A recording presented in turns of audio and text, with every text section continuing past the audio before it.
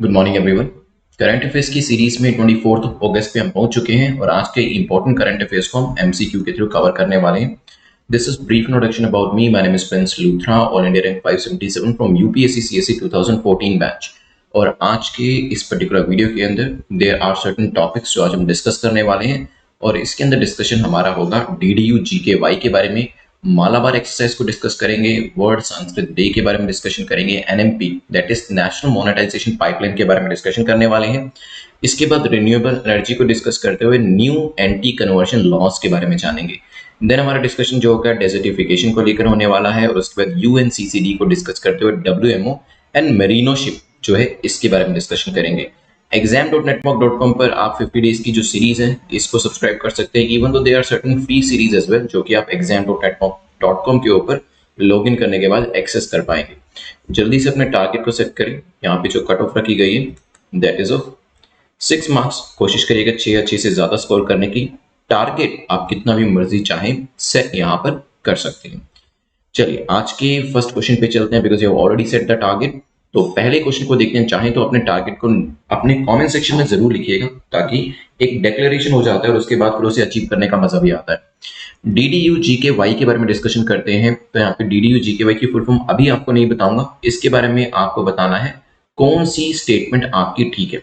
ठीक है, तो ये पर्टिकुलर जो स्कीम है तो टॉपिक को आपको अंडरलाइन करना है और जो चीज पूछी गई है करेक्ट इनकरेक्ट उसको सर्कल में डालना है।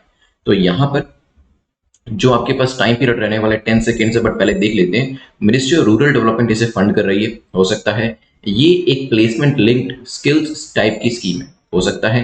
Then it is associated with rural youth. Rural youth जो है ये उससे जुड़ी हुई कोई योजना है। मैं टाइम पीरियड शुरू कर देता हूं, सोचिए इसके बारे में, फिर करते हैं डिस्कशन।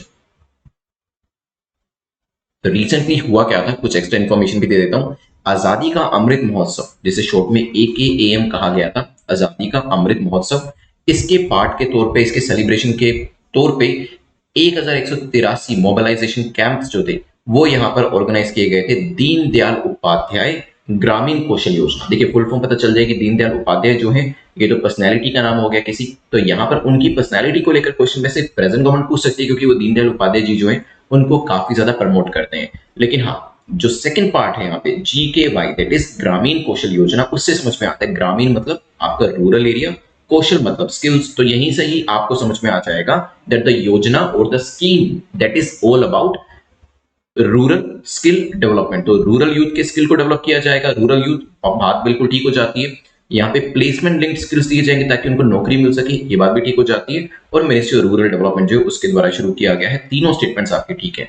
और अगर आपको इसकी फुल फॉर्म पता होती, ग्रामीण कौशल, अगर ये दो शब्द पता होते तो आप एक एजुकेटेड गेस यहाँ पर लगा सकते थे। है डी हमारा यहाँ पे करेक्ट आंसर है, ध्यान रखिएगा। इसके बारे में इंफॉर्मेशन मैंने आपको दे दी है। चलते हैं सेकंड क्वेश्चन के ऊपर जो कि पूछ रहा है कि मालाबार एक्सरसाइज का इसमें से कौन हिस्सा नहीं है। देखिए कोड, मालाबार, इनको अच्छे से पढ़ के जाइएगा बिकॉज काफी ज्यादा न्यूज में है। क्वेश्चन कहीं से भी घुमा फिरा के पूछा जा सकता है।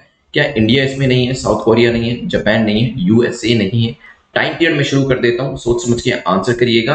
देखिए इंडिया तो होगा ही, that is quite like apparent. Daily basis पे हम पढ़ ही रहे हैं अपने न्यूज़पेपर के अंदर, हमारी एक्सरसाइज होती नहीं या हमारा पार्टिसिपेशन नहीं होता तो हमारा नाम ही नहीं होता। तो सबसे पहले सबसे इजी ऑप्शन जो आप एलिमिनेट कर सकते हैं उसे एलिमिनेट करें। हमारे यहां से इंडियन नेवल शिप शिवालिक,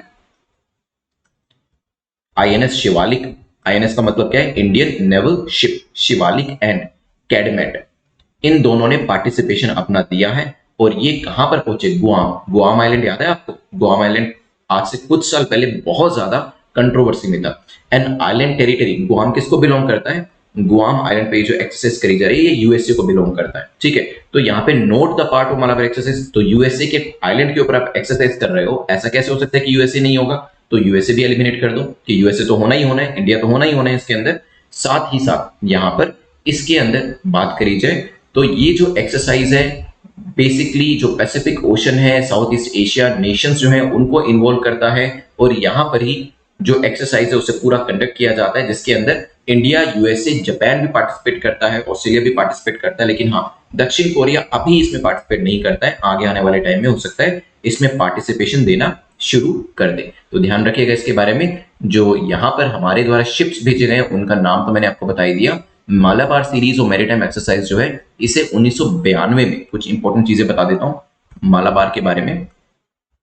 इसे 1992 में शुरू किया गया था। ठीक है, ये सब चीजें मैं आपको नोट्स में भी देने वाला हूँ, so do not worry about it. जब आपको पीडीएफ मिलेगी इस लेक्चर की, उसमें आपको ये सब चीजें मिल जाएगी। So if you want to write it down, you can write it down, otherwise you can just listen and enjoy it. लेकिन हाँ, अपने बनाए हुए जो नोट्स होते हैं उसको कोई भी रिप्लेस नहीं कर सकता, किसी टॉपर्स के नोट्स भी रिप्लेस नहीं कर सकते। तो अगर आप साथ के साथ नोट्स बनाना चाहते हैं तो जरूर बनाइएगा। मेरा तो यही रिकमेंडेशन रहेगा कि फर्स्ट टाइम वीडियो को पहले देखिए, एंजॉय करें उसे, अपने ब्रेन के ऊपर प्रेशर डालिए ताकि चीजें आप याद भी कर पाएं और आंसर भी कर पाएं। जब सेकंड टाइम देखेंगे तो आप अपने हाथ को यूज करें और फिर आप जल्दी से नोट्स जो है बना सकते हैं।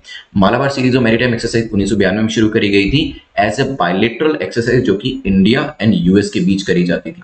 ठीक है, लेकिन ओवर द पीरियड इसके अंदर बाकी कंट्रीज को भी ऐड किया गया, तो पैसिफिक और इंडियन ओशन जो है इसकी सिक्योरिटी के ऊपर ध्यान दिया गया। अभी जो है India, Japan, US and Australia, ये कंट्रीज इसके अंदर शामिल है। तो एक्सरसाइज मालाबार 21 जो है अभी इसे किया जा रहा है और इसके अंदर यूएस नेवल फोर्स, जापान की नेवी, यहाँ पे हमारी जो इंडियन नेवी है वो भी इसमें पार्टिसिपेट कर रही है और रॉयल ऑस्ट्रेलियन नेवी जो है वो भी इसके अंदर पार्टिसिपेट कर रही है। ये एक्सरसाइज करी जाएगी 26 से 29 अगस्त। ठीक है, तो अभी बहुत जल्दी जो है आपको कल परसों इसके बारे में और भी न्यूज देखने को मिलने वाली है।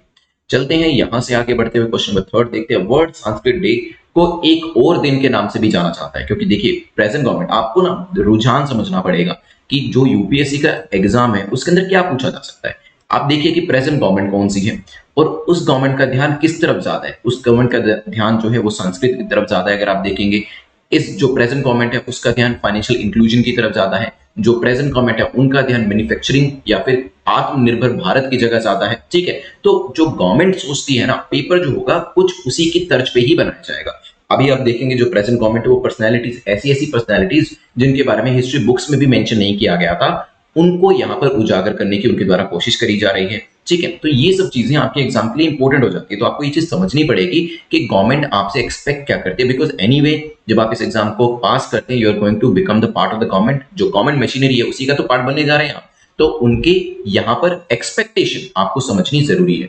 तो यहाँ पे वर्ल्ड संस्कृत डे के बारे में बात करी जाए, इसे क्या कहा जाता है। पहला है विश्व संस्कृत दिनम, हो सकता है संस्कृत दिनम, हो सकता है देन संस्कृत उपलक्ष्य, या फिर none of the above. Time period में शुरू कर देता हूं। रिसेंटली हमारे जो प्राइम मिनिस्टर नरेंद्र मोदी जी, उन्होंने अपनी विशेष जो है वो वर्ल्ड संस्कृत डे के दिन लोगों को बधाई देकर, ग्रीटिंग्स देकर यहाँ पर पेश करी है। और यहाँ पे वर्ल्ड संस्कृत डे, हिंदी में क्या कहेंगे, वर्ल्ड को क्या कहते हैं, विश्व, संस्कृत इज संस्कृत, डे मतलब दिन। तो इजी था, ये तो बिल्कुल कॉमन सेंस से आंसर किया जा सकता था, लेकिन मैं समझ सकता हूँ कि कुछ लोगों का ये भी गलत होगा। शुरुआत में जब तैयारी करते हैं इस तरीके की बेसिक चीज भी समझना कई बार मुश्किल हो जाता है। इसको लेकर डिसहार्टन होने की जरूरत नहीं है। जब मैं भी स्टार्टिंग में एमसीक्यूज को प्रैक्टिस करता था, कई बार बहुत इजी क्वेश्चन जो होते थे वो भी गलत हो जाते थे, लेकिन जैसे जैसे चीजों को समझ में आना शुरू हुआ उसके बाद इस तरीके के क्वेश्चन तो बहुत आपको इजी लगना शुरू हो जाएंगे। इवन एग्जाम में भी जब इस तरीके के 4-5 क्वेश्चन आएंगे ही आएंगे, तो वहां पर आपके ये 5 क्वेश्चन के जो 10 मार्क्स होंगे वो तो आपके पक्के पूरी तरीके से हो जाएंगे। ठीक है, so do not worry about it. अगर गलत भी हुआ है तो भी कोई बात नहीं, सिर्फ धीरे धीरे प्रैक्टिस करेंगे तो ये चीजें अपने आप समझ में आने लग जाएंगी। चलिए, ए हमारा यहाँ पर करेक्ट आंसर हो जाएगा। चलते हैं यहां से आगे बढ़ते हुए। अगर कहीं तो मैं यहाँ पे आपको थोड़ी बहुत और चीजें इसके बारे में बता सकता हूँ, वैसे यहाँ पे लिखा ही हुआ है। वर्ल्ड संस्कृत डे को हम क्या कहते हैं, विश्व संस्कृत दिनम कहते हैं। एनुअल इवेंट है that is aim to promote revival and maintenance of Sanskrit. Sanskrit को रिवाइव करना काफी जरूरी है और आजकल तो ये भी कहा जा रहा है, एक रिपोर्ट निकली तो उसमें कहा गया था कि जो कोडिंग होती है, ठीक है, उसके अंदर फ्यूचर के अंदर संस्कृत का बहुत ज्यादा एप्लीकेशन होने वाला है। संस्कृत लैंग्वेज का ये जो कोडिंग डिकोडिंग होती है या फिर जो हम सॉफ्टवेयर बनाने के लिए, प्रोग्राम्स बनाने के लिए कोडिंग करते हैं, वहां पर संस्कृत का काफी ज्यादा इस्तेमाल हो सकता है। It is celebrated on Shravan Purnima, that is the Purnima day of the Shravan month. Shravan month की जो पूर्णिमा होती है उस दिन इसे मनाया जाता है। और यहाँ पर लास्ट ईयर 3 अगस्त को इसे सेलिब्रेट किया गया था, ये भी ध्यान रखिएगा। तो हर साल डिपेंड करता है कि कौन से महीने के कौन से दिन में श्रवण पूर्णिमा आ रही है। संस्कृत ऑर्गेनाइजेशन जो आपकी है Samskrita Bharati is involve in promoting the day. ठीक है, तो यहाँ पे जो ऑर्गेनाइजेशन है संस्कृत भारती, वो भी इसे प्रमोट करने के अंदर काफी ज्यादा एफर्ट्स कर रही है। क्वेश्चन नंबर 4 देखते हैं, जो कि एनएमपी को लेकर है, नेशनल मोनेटाइजेशन पाइपलाइन को लेकर। 2 स्टेटमेंट्स आपके सामने दिए हैं कि ये एक ग्रीन फील्ड एसेट है, हो सकता है। Second, national monetization pipeline book will be released in the presence of vice chairman of NITI Aayog. तो इसके ऊपर कोई बुक भी शायद लेकर आई जा रही है, इसके बारे में बताएं। 10 सेकंड्स का टाइम मैं आपका शुरू कर देता हूं आप जल्दी से बताएं मुझे क्या आंसर होगा, फिर करते हैं डिस्कशन। नेशनल मोनेटाइजेशन पाइपलाइन को लेकर ये लेक्चर रिकॉर्ड करने के बाद भी काफी सारी न्यूज आएंगी और उसको भी हम कवर करेंगे। It's a green field project, so answer is no, it is a brown field project. Green field brown field project के बारे में वैसे मैं आपको एक्सप्लेन कर चुका हूं, दोबारा से बता देता हूं। Brown field projects are those projects which are already existed, जो ऑलरेडी एग्जिस्ट करते हैं, आपको उसके अंदर कुछ बढ़ाना घटाना होता है, कुछ मॉडिफिकेशन करना होता है। ग्रीन फील्ड प्रोजेक्ट्स वो होते हैं प्रोजेक्ट जिसको आपको बिल्कुल जीरो से शुरू करना होता है। फॉर एग्जाम्पल अगर आपको बताऊं, यहां पर आपके पास ये मान लीजिए दिस इज योर हाउस, ठीक है, ये आपका घर है और ये ऑलरेडी बना हुआ है, ठीक है। मान लीजिए आपके घर में 2 रूम यहाँ बने हुए हैं, 2 रूम यहाँ बने हुए हैं, and this is the area जो आपने ओपन किया है पार्किंग वगैरह के लिए, ठीक है। आपने सोचा कि अब आपकी फैमिली बढ़ रही है तो आपको एक फर्स्ट फ्लोर जो है उसको भी बना लेना चाहिए, ठीक है। यहां पर आप क्या कर रहे हैं, आपका एग्जिस्टिंग एक घर है उसी को ही आप एक्सटेंड करा रहे हैं, तो this is more like a brown field project, जो कि ऑलरेडी प्रोजेक्ट होता है, जब आप उसको बढ़ाते हैं that is called the brown field project.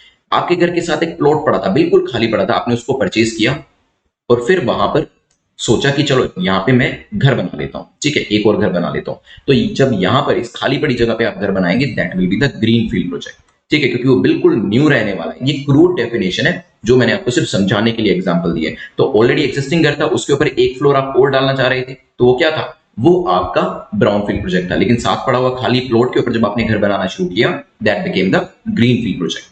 चलिए ध्यान रखिएगा इसके बारे में। तो यहाँ पे पहली जो स्टेटमेंट है वो इनकरेक्ट है, लेकिन हाँ सेकंड स्टेटमेंट जो है बिल्कुल करेक्ट है। नीति आयोग चेयरमैन जो है उनकी वाइस चेयरमैन उनकी प्रेजेंस के अंदर एक बुक जो है वो यहाँ पर निकालने की बात हो रही है।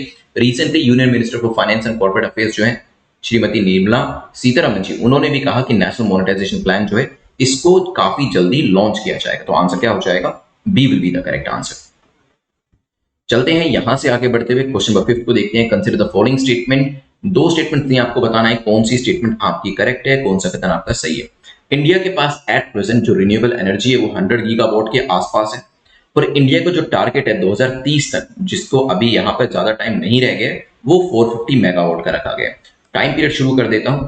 इंडिया जो है largest upstream oil and gas company जो ओएनजीसी है उसने टारगेट किया है कि वो 10 gigawatt of renewable energy capacity जो है उसे 2040 तक डेवलप करेगी, up from 178 megawatt of renewable energy capacity at the end of financial year 20, ठीक है। तो यहां पर टारगेट जो है वो यहां पर सेट किया गया है इसके द्वारा। लेट्स सी कि क्या हम ऐसा कर पाते हैं या नहीं। देखिए चलिए टाइम पीरियड आपका पूरा हो गया। तो ये क्वेश्चन जो बनाया गया था इट्स वेरी इजी क्वेश्चन। ये कुछ हद तक मैं कहूंगा कि कॉमन सेंस और फोकस को चेक करने के लिए बनाया गया था, बिकॉज जो 10 क्वेश्चंस मैं आपको देता हूं उसमें knowledge, focus, power of elimination, ये सब चीजें, कॉमन सेंस, आपकी सब चीजें चेक हो जाती हैं। तो यहाँ पे इंडिया के पास करंटली 100 गीगावाट रिन्यूएबल एनर्जी है, तो ये स्टेटमेंट तो आपकी ठीक है, और ये आप तभी बता सकते थे अगर आपको नॉलेज होती। तो पहली स्टेटमेंट तो ठीक हो जाती है। लेकिन अगर हम यहाँ पे ध्यान देंगे, मैंने मेगावाट लिखा है, गीगावाट नहीं लिखा है। यहाँ पे टारगेट हमारा 2030 तक 450 मेगावाट कैसे हो सकता है, क्योंकि ऑलरेडी 100 गीगावाट तो हमारे पास है। तो यहाँ पे यही चीज मैं चाह रहा था कि आपको ये पढ़ने में गलती नहीं करनी थी और यहाँ पर गीगावाट को डिटेक्ट करना था। जो लोग इसको डिटेक्ट कर पाए उनको एक एक्स्ट्रा मार्क मैं देना चाहूंगा फोकस के लिए, और जो लोग इसको डिटेक्ट नहीं कर पाए वो -1 अपने आप को जरूर दीजिएगा पेनल्टी के तौर पे, ताकि नेक्स्ट टाइम जब आप इस तरीके का क्वेश्चन करें वहां पर गलती ना, ठीक है। चलिए तो यहाँ पे अलग अलग कंपनीज जो हैं वो अपने अपने टारगेट्स बना रही है। मैंने आपको हनीवेल का भी एग्जांपल दिया था, रिलायंस ने भी अपना टारगेट जो बनाया है, और अभी आप डेली बेसिस पे देखेंगे न्यूज के अंदर there are various companies which are coming with their own targets that this is what they are going to do, this is the year by which they will be carbon neutral या फिर renewable energy को generate करने की कोशिश करी जा रही है। 450 फिगर ठीक था, लेकिन गीगावाट आना है यहाँ पे। आंसर क्या हो जाएगा, A will be the correct answer. चलिए चलते हैं यहां से आगे बढ़ते हुए नेक्स्ट क्वेश्चन को देखते हैं। सो यहां पर आपका आंसर जो होगा ए होगा। चलते हैं यहाँ पे आपकी 50 डेज 100 डेज की जो सीरीज है उसको जरूर देख लीजिएगा। इन सीरीज के अंदर आपको डेली बेसिस पे क्या असाइनमेंट मिलने हैं, क्या करना है, वो एक शेड्यूल्ड वे में आपको मिल जाता है बेसिकली, और शेड्यूल वे में आप तैयारी कर सकते हैं।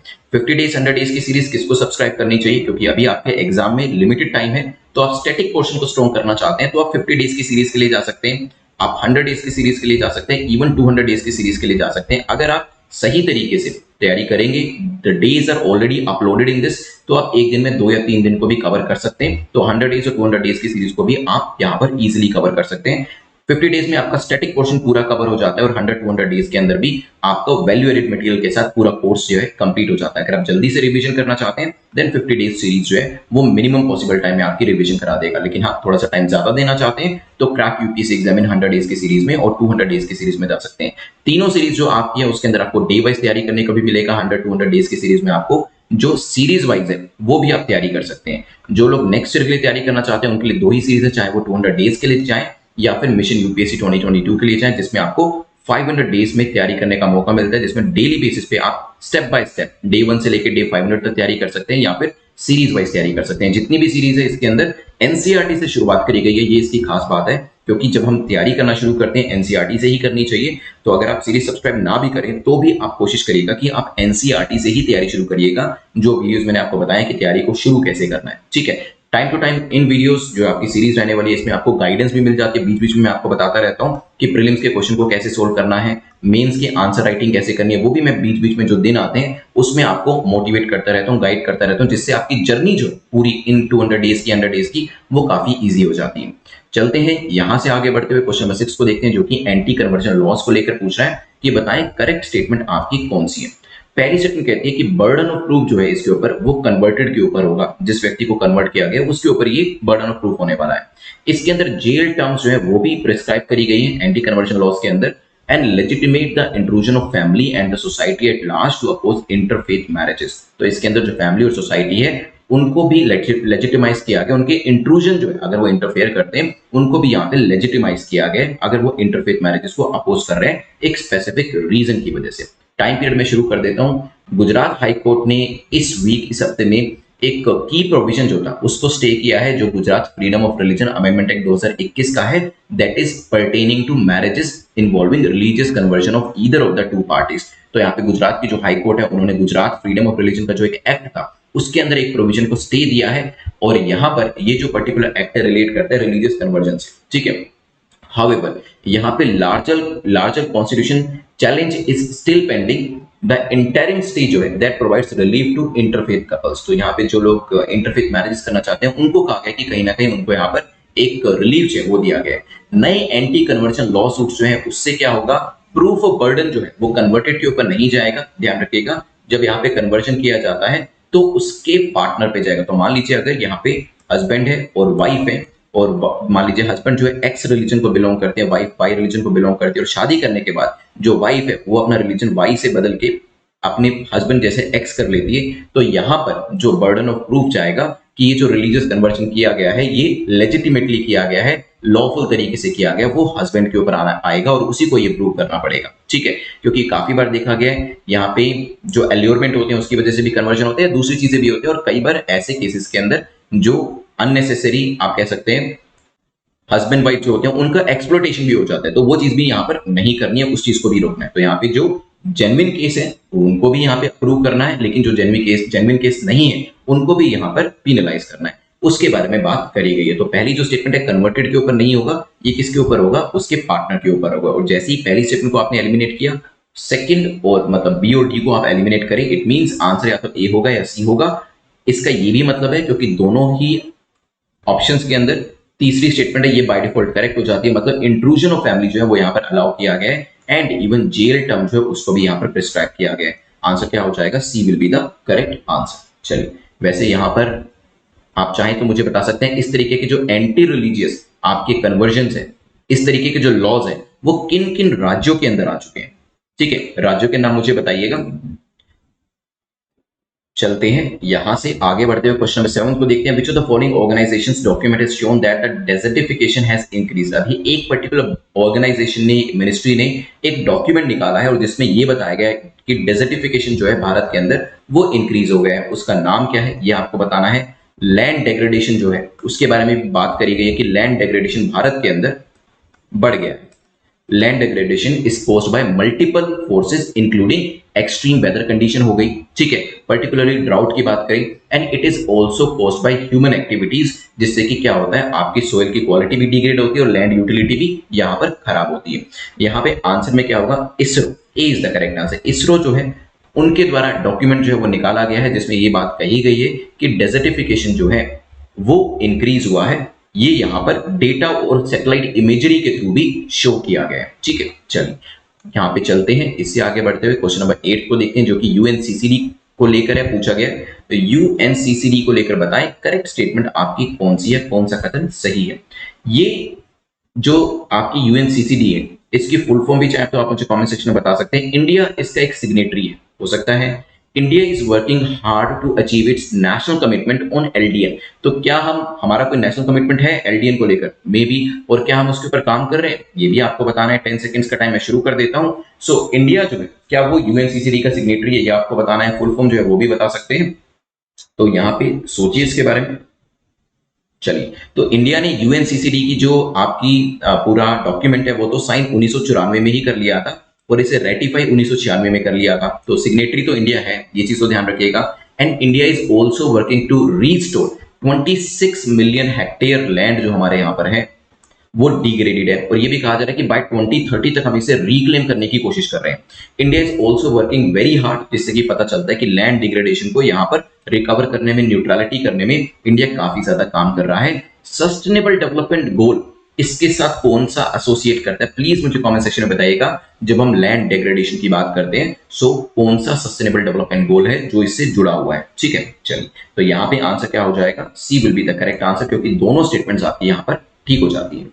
चलिए, चलते हैं यहां से आगे बढ़ते हुए। क्वेश्चन नंबर 9 जो है डब्ल्यूएमओ को लेकर है, पूछा गया डब्ल्यूएमओ को लेकर बताएं कौन सी स्टेटमेंट आपकी करेक्ट है, कौन सा कथन आपका सही है। पहली स्टेटमेंट कहती है ये एक इंटर गवर्नमेंटल ऑर्गेनाइजेशन है, हो सकता है। इसके 192 मेंबर्स हैं, लेकिन इंडिया ने अभी इसका मेंबर नहीं बना है। टाइम पीरियड में शुरू कर देता हूं। सोचिए कि क्या ये इंटर गवर्नमेंटल ऑर्गेनाइजेशन है और क्या इसमें 192 मेंबर्स हैं या नहीं, जल्दी से बताएं। चलिए, so it originated from international meteorological organisation. तो आपकी जो आपका वर्ल्ड मेटीरियोलॉजिकल ऑर्गेनाइजेशन है, ये आईएमओ से निकला है, जिसे कि 1873 के अंदर एस्टैब्लिश किया गया था। ठीक है, ध्यान रखिएगा। वियना इंटरनेशनल मेटीरियोलॉजिकल कांग्रेस के अंदर इसे एस्टैब्लिश किया गया था, और इसके अंदर 192 मेंबर्स हैं, बिल्कुल ठीक है। And it is an inter governmental organization as well, but India is already a member. इतनी बड़ी ऑर्गेनाइजेशन को इंडिया कैसे मिस कर सकते हैं, और वैसे भी 192 मेंबर, जब इसके 192 कंट्रीज इसकी मेंबर बन गई, तो how can India remain inactive। ठीक है, it is established by a ratification of WMO convention, क्योंकि पहले तो IMO होता था, फिर WMO बना 23 मार्च 1950 को, and WMO became the specialized agency of UN। ठीक है, मेटीरियोलॉजी के अंदर, वेदर के अंदर, क्लाइमेट के अंदर ये काफी स्पेशलाइज्ड बॉडी इसकी बन गई, और इसके साथ साथ इसका हेडक्वार्टर जो है वो कहां पर है, जनेवा के अंदर। जनेवा स्विट्जरलैंड के अंदर इसका हेडक्वार्टर भी है, और इसके द्वारा 2 रिपोर्ट्स भी निकाली जाती हैं। एक आपकी है ग्रीन हाउस गैस बुलेटिन, और दूसरी है state of the global climate. ठीक है, ये 2 रिपोर्ट्स इसके द्वारा निकाली जाती हैं। एग्जाम में पूछा जा सकता है रिपोर्ट का नाम की बताएं किसके द्वारा निकाली जाती है, तो आपको आंसर करना पड़ेगा। चलते हैं क्वेश्चन नंबर 9 से आगे बढ़ते हुए लास्ट क्वेश्चन को देख लेते हैं, जो कि हमारा 10th क्वेश्चन है, जो कि कह रहा है कि मरीनो शिप, जो मेरिनो भेड़ है, जिसकी वूल, ऊन जो होती है सबसे सॉफ्ट और सबसे फाइन होती है, वो कहां पर पाई जाती है, कौन सी कंट्री से आते हैं। इंडियन है ये, चाइनीज है, अमेरिकन है, या ऑस्ट्रेलियन है। टाइम पीरियड शुरू कर देता हूं, क्योंकि अभी रिसेंटली न्यूज में थी, इसी वजह से पूछा गया है। अभी कहा जा रहा है कि ये जो वूल है, इसकी डिमांड, इसकी इंपोर्ट की डिमांड काफी ज्यादा इंक्रीज हो रही है। जब मैं कहता हूं इंपोर्ट, इट मींस ये हमारी तो हो नहीं सकती, क्योंकि हमारी होती तो हम एक्सपोर्ट की बात कर रहे होते, इंपोर्ट की बात नहीं कर रहे होते। ठीक है, तो इंडियन तो हटा ही दीजिए। सो amid the rising demand of import of wool, shepherds जो है उत्तराखंड के, that will get a batch of lambs through cross breeding of sheep indigenous to the region within Australian merino sheep। तो यहाँ पर हमारे भारत के लोग क्या कर रहे हैं, उत्तराखंड के खास तौर पे, कि ये मेरिनो शिप जो ऑस्ट्रेलिया की नेटिव है, डी हमारा आंसर होगा, इसको यहाँ पर लेकर आ रहे हैं ताकि क्रॉस ब्रीडिंग करी जा सके, ताकि यहाँ पर भी इस तरीके की भेड़ जो है वो बनाई जा सके।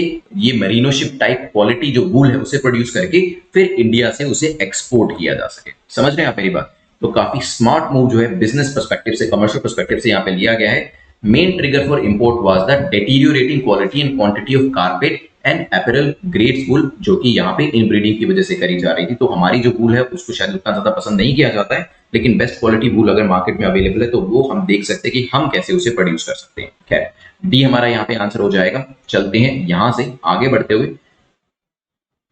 चलिए, so please do like and share the video. लेकिन हाँ, 2 मिनट में मैं आपके यहाँ पे रिवीजन कराने वाला हूँ, और रिवीजन जो हमारी रहेगी that will be the active revision, वो हमारी एक्टिव रिवीजन रहेगी।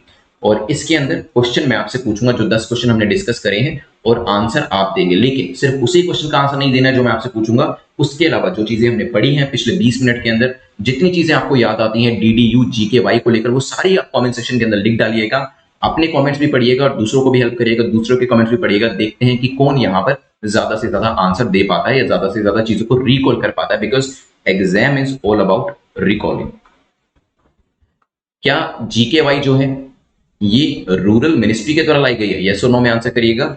प्लेसमेंट लिंक्ड स्किल्स जो है इसमें डेवलप किए जाएंगे, और रूरल यूथ जो है उसके साथ ये एसोसिएट करती है स्कीम। ध्यान रखिएगा, अभी आजादी के अमृत महोत्सव सेलिब्रेशन को लेकर 1183 मोबिलाइजेशन कैंप जो थे वो यहाँ पे लेकर आए गए थे। MORD दैट इज बिल्कुल सही है, रूरल डेवलपमेंट मिनिस्ट्री के द्वारा इसे लेकर आया गया है। मालाबार एक्सरसाइज के अंदर कौन नहीं है जल्दी से बताएं, क्योंकि 4 कंट्रीज होती है, वो तो मैंने नाम आपको यहाँ पे मैप के ऊपर ही दिखा दिए थे। सो फ्लैग्स के थ्रू आप देख सकते हैं 4 कंट्रीज कौन कौन सी है। ऑस्ट्रेलिया भी है, यूएस भी है, जापान भी है, इंडिया भी है, South Korea is no more there. ठीक है, सो रादर नोट देयर, इनको हो सकता है फ्यूचर में ज्वाइन करा लिया जाए। वर्ल्ड संस्कृत डे के बारे में डिस्कशन करते हैं, इसका नाम क्या था बताइए जल्दी से।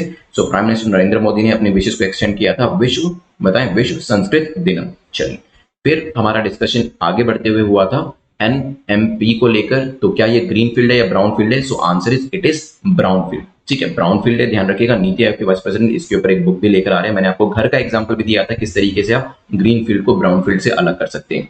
इंडिया के पास कितने गीगावाट है, कितने का टारगेट है, जल्दी से बताएं। तो यहाँ पे ONGC ने भी अपने टारगेट्स दिए, कुछ दिन पहले रिलायंस ने भी अपने टारगेट्स दिए थे ना, एवरीबडी, और moreover we can say every company is just determining the target कि कहां से रिन्यूएबल एनर्जी जो है वो जनरेट करी जा सकती है। 100 गीगावाट अभी हमारे पास है, 450 गीगावाट का हमारे पास टारगेट जो है वो भी हमने रखा है।